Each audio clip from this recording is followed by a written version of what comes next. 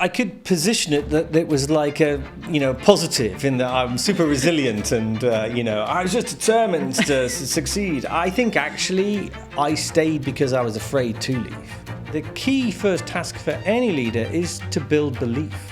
If I could say one thing to leaders at any level is that culture isn't bigger than you, culture literally is you. Your ability to create an environment where your people achieve things they wouldn't achieve if you weren't there is the key. And so I think one of the key tasks for a CEO, and this is one of the pieces of advice I give to anybody trying to change any business or just lead any business, is... Welcome to Grit in the Boardroom. I'm Erika Eliasson-Norris. Today I'm joined by someone who has spent his career reshaping what it means to lead at the top. Hirst is an award-winning author, leadership coach and former global CEO of Havas Creative. Before that, he led Grey London through a dramatic turnaround, transforming both its culture and commercial performance. He challenges the myth of the heroic leader and instead argues that clarity, courage and culture are the true engines of performance. We'll be talking about what it really means to lead through crisis, how CEOs build trust with boards when pressure mounts, and how to stay human in an age obsessed with speed and certainty. Hi, Chris. Hi. Welcome to Grit in the Boardroom. Let's get into it. Yeah, nice to be here. Thank you. So every leader has a moment that tests their judgment. For you, was there a single crisis or turning point as a CEO during your career that defined how you think about leadership? It definitely was, but mine was, I'd say, a very slow motion sort of grinding experience rather than a sudden one-off event. Yep. It was this unfixable business, and I was hired by this very charismatic, also very young CEO, and he hired me and a team of 4 people to fix this business. And for me, this was a dream job. I got made managing director, so I was the deputy to the CEO basically, and I remember, I don't think anybody said this out loud, but I kind of remember we had a sort of a first meeting together, probably at some fancy restaurant or something, I don't know. And I remember the sort of mood around the table was everybody looking around at each other and thinking, well, I think I'm pretty good. And I kind of know they're all pretty good. So this is going to be a cakewalk, right? I mean, we're all good and it's going to be great. It's going to make our careers. And basically, nemesis follows hubris, right? Basically. And so within 6 months, the charismatic CEO had gone, and that's a whole story in itself. And within about 18 months, I was basically the only one left of this group.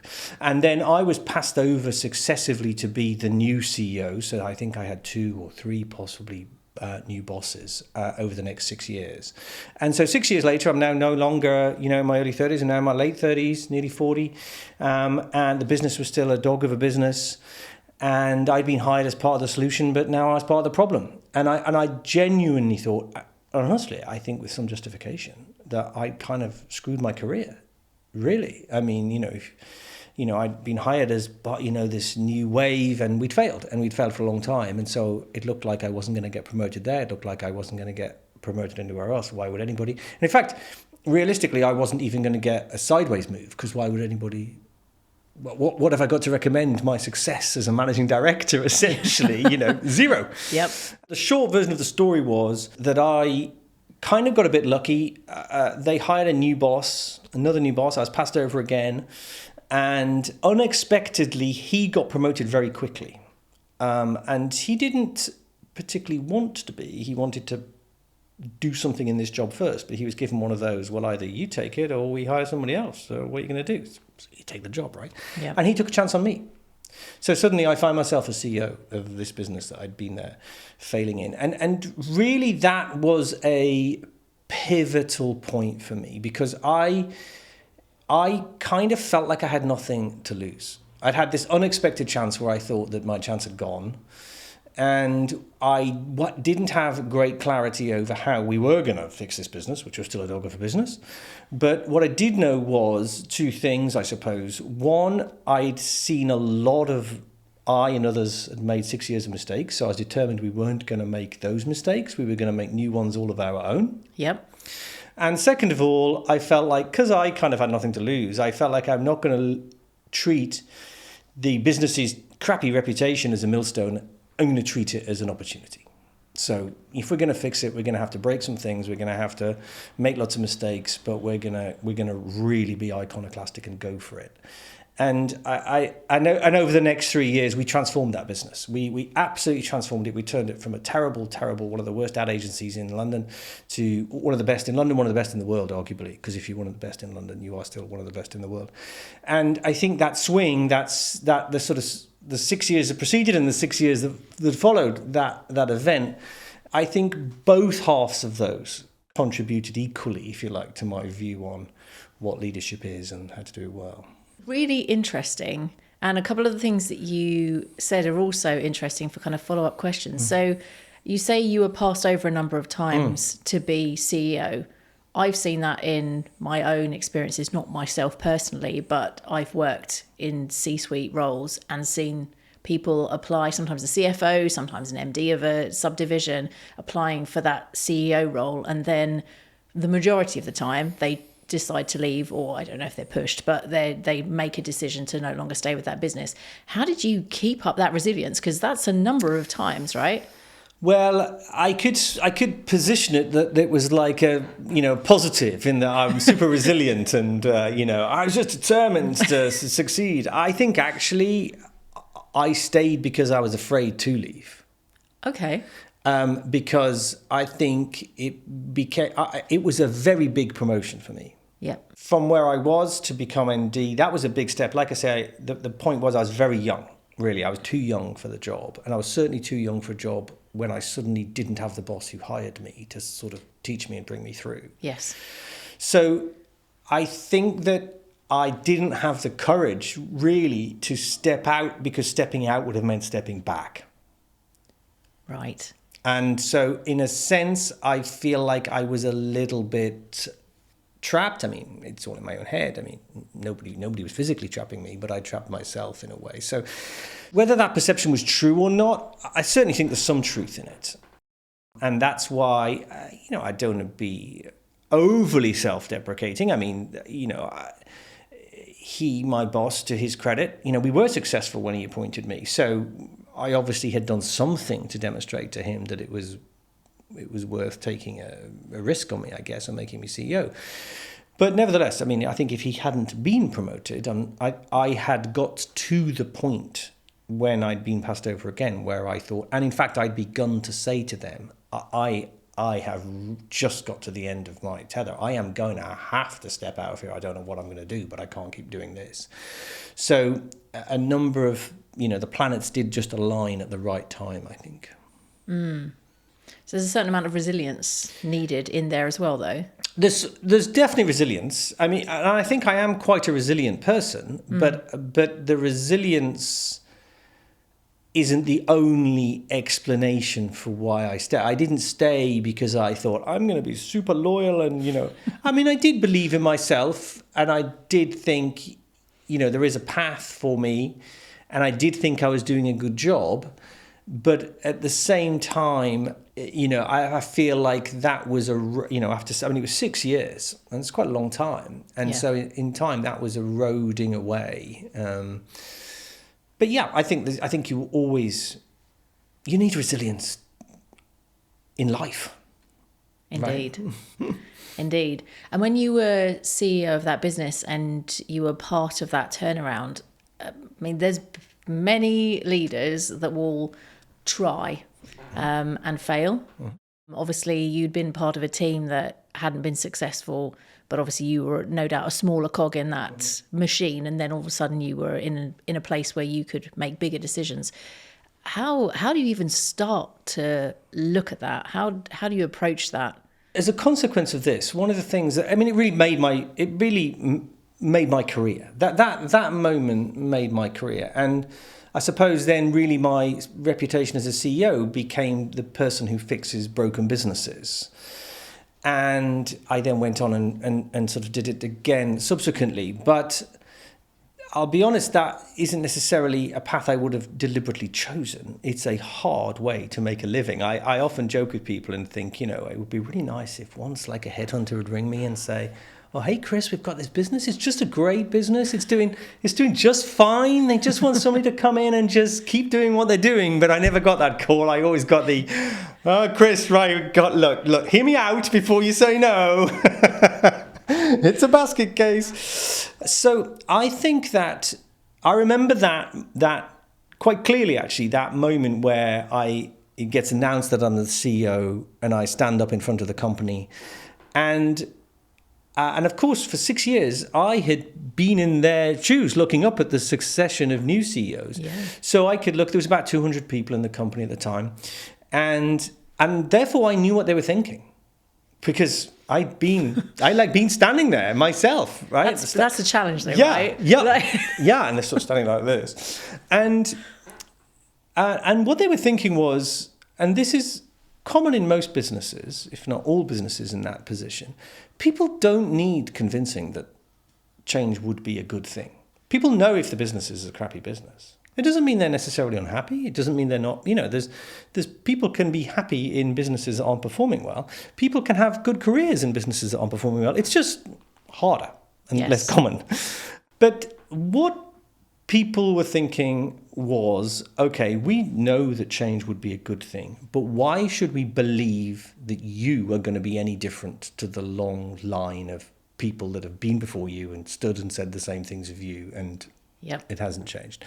And I think that for leaders, all new leaders in any role, I mean, not many leaders find themselves in such a sort of a particular circumstance as that perhaps, but you don't have to be a CEO to be a leader.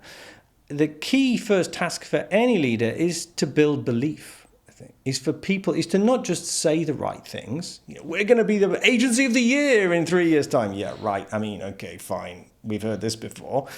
But to help people believe that is actually going to happen. And the thing that I was determined about, and the advice I would give to every leader, any new leader, well, any leader, but certainly any new leader, is you have to start with a real sense of urgency. We were determined to create a sense of physical change as quickly as possible. So I think of it as like concrete. Okay, so if you imagine, when you lay a path, for example, okay, and you put the mold down and you pour the concrete in and the concrete's wet, okay, and cats leave their paw prints across it and people squiggle their name in it with a stick. In time, that concrete sets. And if you want to change it, you have to smash it. You have to take hard physical actions to create space for something new. The other example I use is like a sledge stuck in the ice. Okay, if you know where you want to get there, the first thing you have to do is free the sledge. So you don't just stand and push it in the direction you ultimately going to go in. You kick it, you swear at it, you smash it, you rock it, you fight with it to get it free. And then once you've got it moving, you can then start to be more specific around, the point you want to get to. And so what we did was we really set about being absolutely iconoclastic. And I'll give you a great example that's not an example you ever read in business books. Now that people work in more flexibly, it might be slightly less relevant now, although I think it still matters. But in those days, of course, everybody went to the office every day. And the first thing that we did was we said, we are going to get rid of all of the offices in this building, and we are going to just mix everybody up. We are going to literally pull names out of a hat, and that's going to determine where you're going to sit. So when you come to work on Monday, you are going to physically experience something completely different. This is a different business that you're in right now. And people, of course, hated it. I bet. Because there's nothing that people, if you want to get people's attention, you can write them strategic presentations and all that stuff. And people are like, yeah, right, I've heard all this before. You get their attention, tell them they're sitting somewhere else. Yeah. And people really pay attention, right? Yes. And so it's their personal space. It's their personal space. Mm. And what matters is, though, so first of all, getting people's attention. But what we did was we told people why. And the way that change needs to work is you need to explain to people the logic for why you're doing what you're doing. And even if people don't necessarily like all the things you do, they at least don't just feel like it's capricious. They understand what it is you're trying to do and why you're trying to do it. And we said, well, I won't bore you with our whole strategy, but the short version of that is because we want to work in a different way. We were an advertising agency to service business. Our whole thing is we're not going to ask our clients to fit around us. We're going to fit around our clients. And to do that, we need to smash down department boundaries. And we don't want you to be able to tell what people do based on where they sit. But maybe we do want to be able to tell which clients you work on based on where you sit. And what I became obsessed with, certainly in that first 12 months, 18 months, I became obsessed with this idea of how do we make change a permanently slightly off balance. Yeah. So we don't ever want that concrete to fully reset. We want to continually be thinking, okay, how do I make Monday different to the preceding Friday? When people come to work, I mean, you can't do something that dramatic every week, but some way of pushing us forward continuously. It's that incremental 1% change, right? It's incremental 1%, but I don't think that is the way you approach points of inflection type change. Okay. You know, that we absolutely did not take certainly in that first 12 months, we did not take a incremental gains approach. No. We took a two-footed knee-high tackle approach. You know, we took we are going to absolutely make this place feel as different, and we're going to keep doing things. So we tore up every process that we had in the business. We said we're going to get rid of every single process. We are going to change people's roles. We are going to redefine the roles of how we run individual client businesses. Some of the things we didn't work. So actually the seating thing, it wasn't a disaster, but it wasn't a success. Okay. So what we did was we went, okay, we've gone too far. Mm-hmm. So we have to dial that back slightly. So in some places this doesn't work. We're not going to put everybody back in their offices. We're not going to do that. We're still going to stick with the principles, but we're going to refine the principles.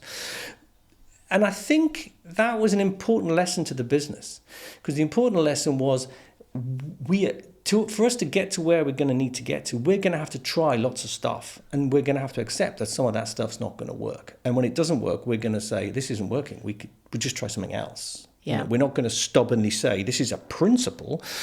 We're going to say the objective is what matters, and we'll try stuff and we'll learn on the go as to what works and what doesn't. It's a very different approach to leadership than I have seen in, I'd say, the majority of organisations that I've worked with or worked for. I think, me too. Yeah, me too. But and it was that sort of stuff that we smashed up. And people say, so, like, you know, this, like I say, this business was a notoriously crappy business, and we genuinely and publicly transformed this business. We were Agency of the Year 3 years later, which was preposterous, really. We said that's what we were going to do, but I mean, I don't think we even believed it, if I'm really honest. And people would say, so what did you do? I mean, okay, wow. I mean, what did you do? And really, I think what we did was we made the culture the strategy. That's really what we did. And I talk to, as I'm sure you do, I talk to a lot of CEOs in all sorts, or not just CEOs, but senior people in all sorts of different businesses. Yeah. And culture is one of those words, right, that I almost now wish I could find a different word for it, because I feel like people's eyes glaze over slightly when you mention it, because it's sort of seen as this thing that, we know it's sort of important, but it's kind of really difficult to change, isn't it? And I can't easily see it and touch it. And and a lot of people who talk about it, frankly, in my view, in a kind of bullshit way, which is this sort of slightly, let's all be nicer to each other and let's have Pilates at lunchtime and fresh fruit. And culture's got nothing to do with these things. Culture isn't a soft, squishy thing. It's a hard, physical thing. It determines how we behave in that environment, which is why the same person can go from team A to team B and go from zero to hero or hero to zero, the person doesn't change. The environment changes. And I think it matters in all organizations. And one of the big fallacies about it, I think, is that people talk about it as, even CEOs, they don't say this, but I can kind of see the mist goes across their eyes, because people see it as somehow something that's bigger than them. Right, it's somehow bigger, because particularly people who maybe even senior people who aren't the CEO see it as it matters, but it's somehow bigger than me. I can't do anything about it. And the reality of it is, if you're a leader, whether you're a CEO or whether you're a department head or whether you have a team of 6, you determine the culture in your team. Organization culture is not homogenous across an organization. It's a patchwork. Each team within that organization has its own flavor of that culture, and it has its own flavor because it has a different leader, and the leader sets the culture in that team. So if I could say one thing to leaders at any level, is that culture isn't bigger than you. Culture literally is you, and you can change the culture almost immediately, but the way you do that is you have to change how you behave. Mm. That's interesting. And you've had experience of smashing that up and starting it again. Yeah. Do you think, or have you found that the organisations that you go into are kind of the same type? So therefore it's translatable, or do you think that you could go into any organisation and kind of make a positive impact if they were flatlining, as it sounds like you're kind of... That would be incredibly arrogant of me to suggest that I could go to any organisation and transform it. At least I'm not saying this in public. I think I could go to any organisation and make a positive impact on the performance of that organisation. Yes, because I'm sure there's exceptions, but most organisations really are about people. I mean, people lie at the heart of those organizations. I know there's this debate now around the role of AI and things like that, but where people are concerned, so I spend time with all sorts of different organizations, from, ad agencies, which is where I started my career, to Google. And I mean, I went and did some work with Nissan and the car factory, in Sunderland. It's a huge plant. It's an incredibly impressive organization. And I remember going up there and thinking, goodness me, I mean, I don't know anything about car factories. What on earth am I going to say to these people about? I don't know about car factories. And so we were in a room. We had about 100 of their senior leaders in the room. And guess what? They're just people, and the challenges they face are people-related challenges. Yeah. And so actually what I found is, everywhere that I've gone and everybody that I've talked to and every organisation I've been in, your ability to create an environment where your people achieve things they wouldn't achieve if you weren't there is the key.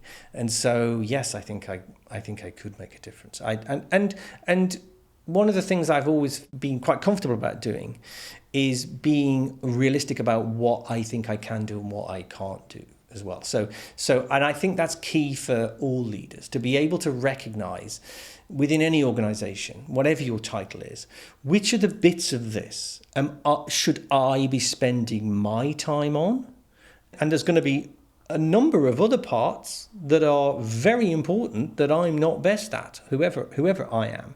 And what I need to do is ensure that I have the right people with the right autonomy and the right support and all those other things to enable them to do brilliantly in those areas. And in fact, ad agencies are interesting in this, because the most important person in an ad agency is the creative director.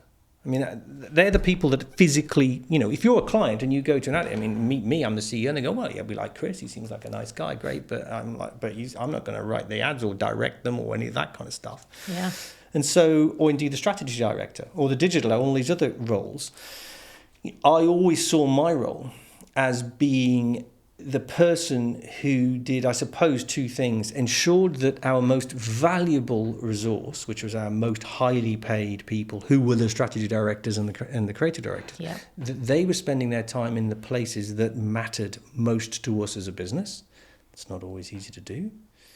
And second, could I create the environment, which is really a cultural point, to enable them to perform at their best? How did I enable our star talent to deliver maximum value to our business.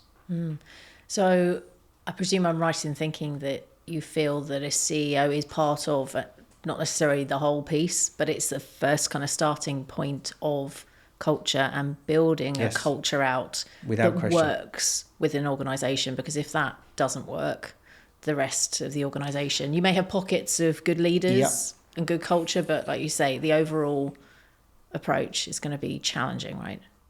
Obviously, the CEO is the most important person in the business, and the person who is able to exert most effect on the performance of the business should be the CEO, and the biggest cultural influence is the CEO. So when I see people with titles like head of culture and stuff like that, I mean, I'm like, it's just a joke. It's just laughable. It's just outsourcing. It's just saying we think culture matters, but we don't want to do anything about it. So we're going to give it to somebody as a job seller and we're going to put it over there. It fundamentally misunderstands what culture is. Culture is the behavior of leaders, and all leaders have to understand that. And the more senior you are, the more influence you have. You're not a sole influence, but a more influence. Yeah. Lots of CEOs find that boardrooms can be quite political, or at least as political as they can be strategic. How did you build trust and alignment with your board, especially when kind of the plans changed? You spoke a little bit about that. Rather than just maintaining that status quo, how do you bring everyone else along? Well, I think there is an element of, I hate the expression, but carrot and stick about that. First of all, clarity is king. So and it isn't always the case. But the first thing you have to do is you have to ensure that everybody within, well, ultimately as many people as possible in the whole organisation. But let's just start with the senior team. You have to be sure that those people understand not just where you're trying to get to, but how you're going to try and get there. So let's say objective and strategy in simple terms. And they have to buy into those things. That's the important point. Yep. They could conceptually understand how you're trying to do it, but whether or not they feel that they're going to take part in that is a separate thing. And that's where you get, and those people who might understand and smile to your face and all that kind of stuff, but decide that for whatever reason, they're not going to play ball, they are in some ways the most dangerous people to have in your leadership team, to have around you. Because the rest of the organization are looking at you as a team and they can see those gaps. And so I think one of the key tasks for a CEO is, this is one of the pieces of advice I give to anybody trying to change any business or just lead any business, is you have to ensure that you have an indivisible unit at the top of your organization. A group that absolutely doesn't just buy in, but feels co-ownership of what it is you're trying to do. And ultimately, I don't think you should shoot from the hip. I don't think you should turn up on day one and go, that's you, that's not you, that's not you. I think you have to behave in an adult way and take ideas from other people and give things time. But ultimately, if you have people that aren't prepared to do that, they have to go because they'll derail you. And I think there's a sort of a triage approach you can take to that. I always say to people, there are not all senior roles are created equal. There are some roles that I always think to myself, well, you know what, let's say we've got 10 people, let's say, on the senior team. I'd like all 10 to be absolutely, you couldn't put a fat cigarette paper between them. But you might think, okay, but that person, if I don't get them aligned, I don't think that is critical right now. I see them as like rocks in a stream. We can flow around them. We'll come back to them. We'll come back to it. And sometimes those people, when they can see, oh, actually, things seem to be going quite well, it might be in my interests to get with this group, and then they join in. And sometimes they don't, in which case you can deal with them later. There are other people within that group that you have to have aligned. So if your CFO isn't aligned, you've got a big problem. That is a role that is capable of totally derailing what it is you're trying to do, for example. Yes. And I pick CFO because it's a role that we all understand. Different companies have different types of roles. And so I've been in roles where sometimes I've been super fortunate and, we've just had a CFO that I just thought, wow, this person's just absolutely incredible. They're going to be a great partner to me. Off we go. And other times that we haven't moved until we've changed that person. Yeah.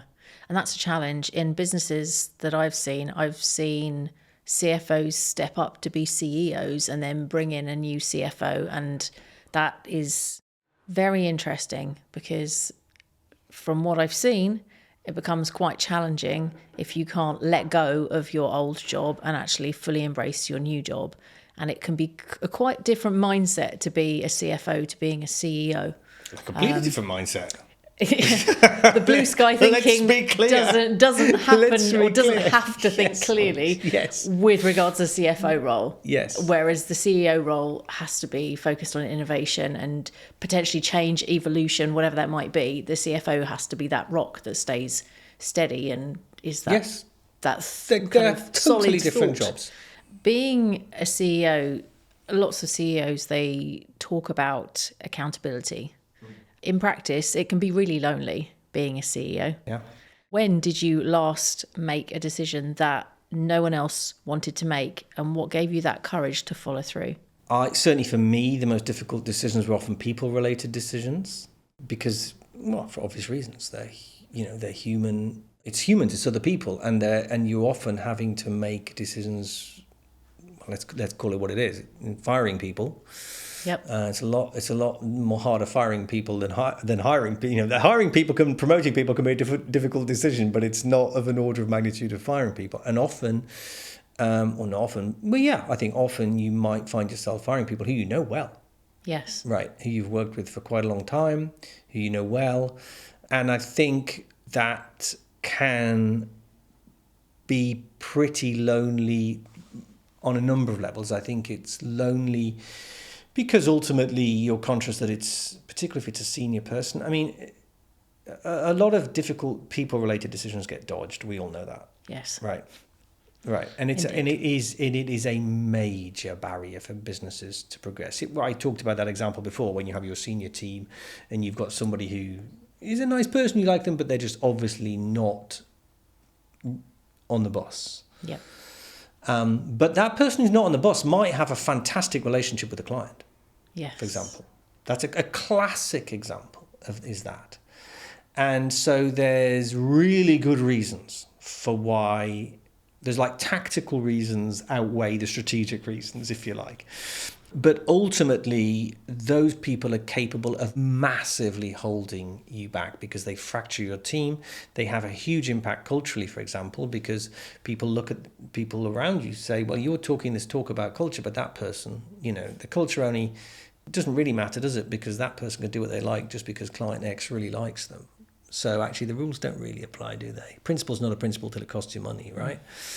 So I think those decisions where if like firing somebody, right? If it's just really obvious and straightforward, then it's not pleasant, and it's can be emotionally difficult, but you don't feel unduly exposed by it.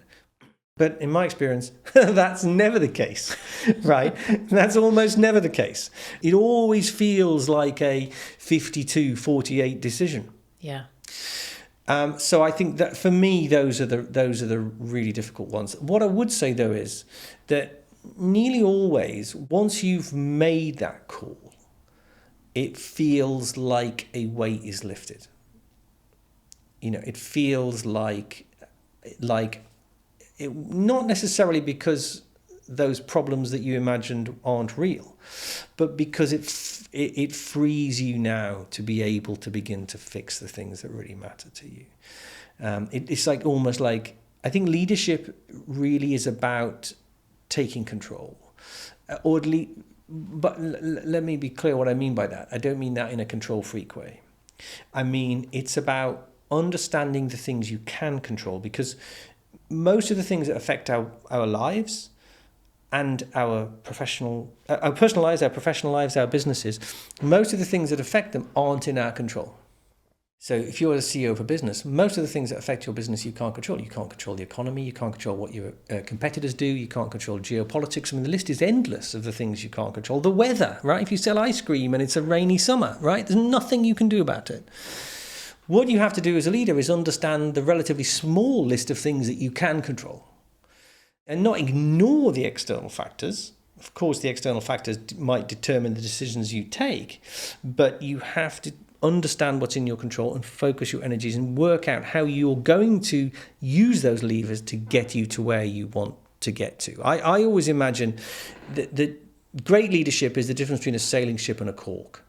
If you drop a cork in an ocean, okay, it's the tides, the winds and the currents determine where that cork ends up. The cork has no control over its destiny. A sailing ship uses the tides and the currents and the winds to get from where it wants to get from its start point to its end point. It doesn't go in a straight line. It's not like an ocean liner. It has to zigzag its way around, but with the right captain, it'll get there. And I think that's what leadership is about. That's really interesting. I think there's always a tension in organisations, but I think that there's particularly a tension in many organisations between long-term vision and quarterly results, or kind of short-termism, Yes. let's call it that, because many investors want regular updates on what's going on and how things are progressing, and therefore it does potentially force a CEO into a position where they're having to give either too frequent updates for what they can actually helpfully add more value to the previous update that may have been a quarter ago. How do CEOs look more to that longer term? You obviously had to do that with regards to the turnaround, because whilst there were probably short-term changes, then were no doubt changes that you wanted to do longer term, but that was just further down the track. How do you manage to balance that? So I think stakeholder management is really, really important for leaders. And typically, well, for somebody like a CEO, you're going to have, I guess, shareholders, customers, and employees would be. I mean, maybe there's some others, but let's say they're the big three. Yep. And you have to take all three groups with you. And that's why communication is so important. You have to make sure, in a sense, that belief point we were talking about. Yes. Though all three of those need to believe, all of your three beliefs. And if they really believe, and the way, of course, if you have like 5 quarters of terrible results, okay, I mean, belief is going to filter away. But if they believe in where you're trying to get to, and if you do a good job of ensuring that they believe in how you're trying to get there, and you do a good job of demonstrating to them at regular intervals that you are making some progress towards those things, they will cut you slack. That, I'm generalizing. I can't say how every single investor and but that is my experience. My experience is, if you can demonstrate that you have momentum and that you are moving enough of the key metrics in the right direction most of the time, because nobody has as well, I mean, obviously we've got these crazy huge monopoly businesses that the tech, let's put those aside, but in real businesses very few people have brilliant quarters every quarter and everything goes in the right direction. But I think ensuring that you have that level of belief, communication is the way you do that, and you know what, people, how you communicate often can be just as important as what you communicate. Most business communication is just terrible. Yeah. Okay, and people obfuscate because they worry. They think, oh well, we haven't moved all the needles in the right direction, and we haven't, there are some bits that we'd like to hide, and all this kind of stuff. Like, this is real world CEO-dom, right? Because it always feels like you're drinking from this fire hydrant. And, I think great communication is concise, precise, and clear. Precise, concise, clear. And the more precise and the more concise and the more clear you can be, the more people trust what you say. And yet, so often in business communication, people do the opposite. They use jargon and just bullshit and long sentences because they want to try and it gives you, even if they're not doing it for this reason, it looks like you're trying to hide something. Yeah. It looks like bullshit baffles brains. And it requires a degree of confidence, I think, to be able to say, maybe everything hasn't gone exactly how we'd like it to. But one of the ways you get people to trust you is by doing that. Now, of course, you also need to demonstrate that some things are going in the right direction. Of course. But I think that being good at communicating is critical to keeping your stakeholders on board, on side. And actually, interestingly, I think one of the groups of stakeholders that many CEOs don't spend enough time on is their employees. Mm. Because they're so conscious of these, let's say, call them external pressures, whether it be investors and customers. They feel these are the people that can fire me, in crude terms. But actually, the people that are going to get them over the line is the third group, their employees. Yeah, that's true. And I guess a little bit to your kind of head of culture type job, when you have HR, that doesn't necessarily mean that you delegate all responsibility for employees to somebody else. I had a CEO that worked for me, and I said to him, so who are the 20 key people in your business? And he said, I'll get back to that. I'm going to go and talk to HR. And I was like, oh, no. Got to be kidding me. I think having a good HR partner is great. Yes. Okay, that it's great. But they are not responsible for culture. They are not responsible for people. People work for you. In the same way that you're having a CMO or a head of growth, okay, that's a critical role. But ultimately, as a CEO, you're responsible for growth. Let's be clear. I mean, in virtually every business, growth is the metric. And what you're there to do is to deliver growth. That's your job. And then you have people around you, of course, that are experts in particular aspects of that. So nothing against having a chief growth officer or whatever, as long as that doesn't mean that you forget that actually that's your job.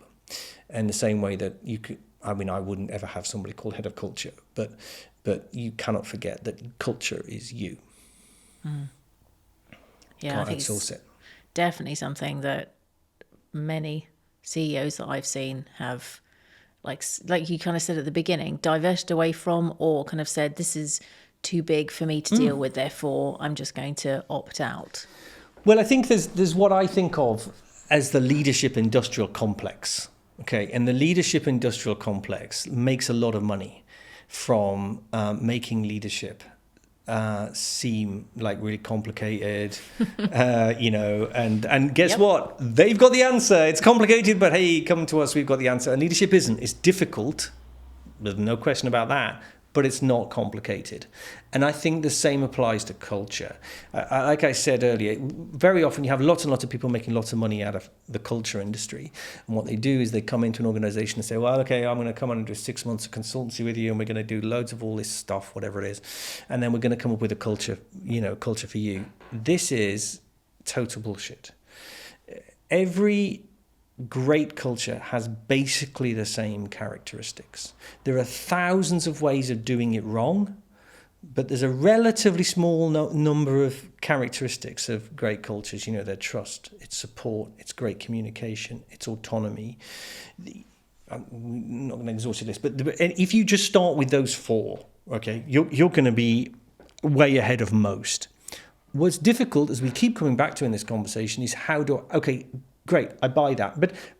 But you've got those four to start with. You don't need to spend 3 months coming up with those words. That's what we're aiming towards. okay, now we might need to spend some time working at how we're going to take our organization and really make those a reality in our organization. But that has to be something that the CEO owns. Because it can't, culture isn't something you write on PowerPoint slides and put on the website. That's why the logic behind our madness of saying we are going to just pull apart how and where everybody sits in this organization is because we wanted to create space for new behaviors, ultimately. And even though the way I'm describing it to you is the benefit of hindsight, I think instinctively that's what we were working towards. It changes an organisation, a culture, but as you say, leadership can change it overnight. Yeah, it can. It really can. But it is difficult to do because it means that not just the CEO, but the CEO's leadership team, and then each of them have their own departments and their own people that work for them. It requires all of those people to think about their behaviours and how they run their teams. And you literally cannot change a culture without changing the behaviours of the people that run it. You literally cannot do it. You might say, well, we don't want to change our behaviours because we think they're just fine as they are. I'm not here to tell you they're not, but I'm telling you your culture won't change if you don't. And you've led teams through layoffs, restructuring, industry upheaval, yet you've always seemingly maintained your optimism. How do you maintain that optimism through those kind of difficult times as a CEO? I mean, there are times when it was pretty bloody difficult to maintain my optimism, I can tell you. So I stood up in front of the company as the CEO. I thought to myself, really, this sounds a slightly mad thing to say, but it wasn't until that point that I stood up and asked myself this question, which was, we're not in denial about the state of our business. Fine. Some businesses are, by the way, but we weren't. But the key question is why? Why is our business a crappy business where, we all know our competitors. Every business is only too familiar with its competitors, and every business in every sector will be able, on a fairly informal basis maybe, will be able to tell you who the great businesses are in that sector. Of course, most by definition are average. It's the definition of average. And there's going to be some struggling ones. Yep. In every sector. And we were definitely in the struggling end. Why? Why is there another agency 300 yards down the street that's a great business? What have they got that we haven't got? Because they're just a building with people in it. We are just a building with people in it. They don't own their building. We don't own our building. We don't own any IP. There's nothing other than a load of people that walk through the door every day. And that applies to a lot of businesses. Definitely. Right? A lot. I mean, there are some that own IP and things like that. But even those that do, their competitors own IP too. So, it's... And the only answer I ever came up to with that question was talent and culture. Okay? Now, I always found this, in answer to your optimism question, both intimidating and liberating. Because it's kind of intimidating because you think, well, I actually haven't got... There's not many levers to pull here. Yes. But at the same time, none of the businesses that are doing great have really got anything that we can't have if we put our minds to it. Yeah. And we work hard enough and we keep trying and failing and zigzagging around, and maybe we need to change some people and maybe we need to try different ways of creating the culture we want. But there's nothing innate that's stopping us getting there. And that's... I think that's ultimately the thing that kept me optimistic. The other answer to that question is that there's a little bit that I didn't tell you in the interest of time, but in the middle of this kind of difficult part of my career, I went and did the advanced management program at Harvard.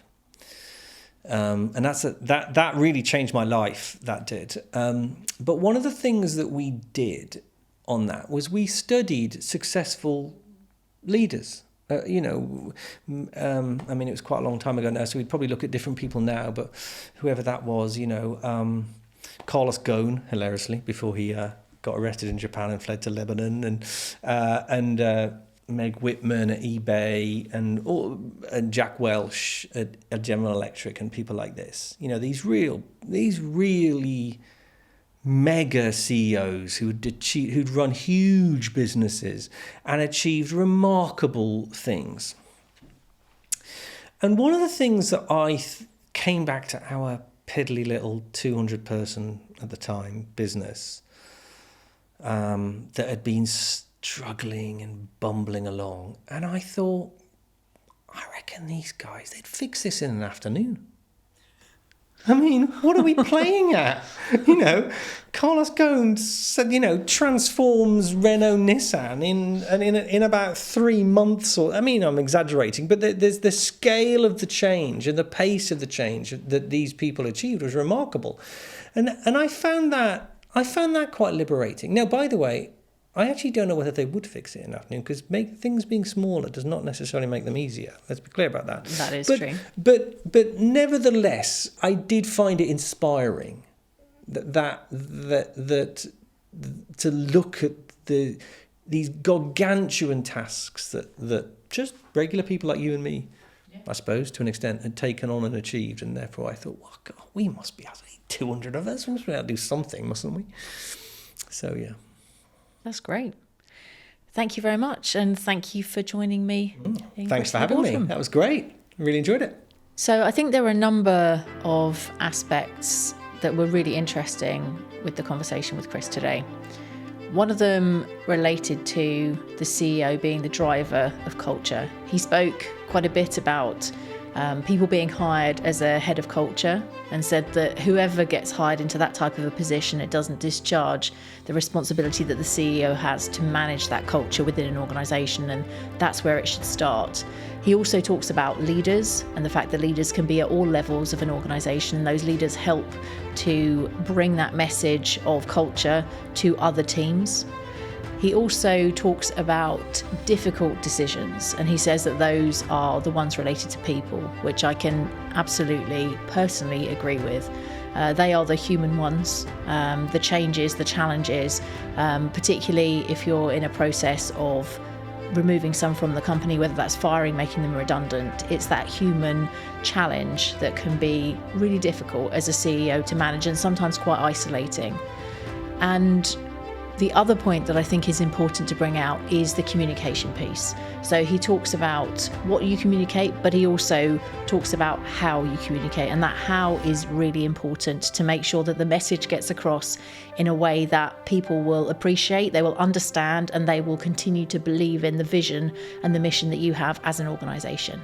That's it for this episode of Grit in the Boardroom. Thanks to Chris for sharing his story with honesty and insight, and thank you for listening. Until next time, stay thoughtful, stay brave, and stay in the room.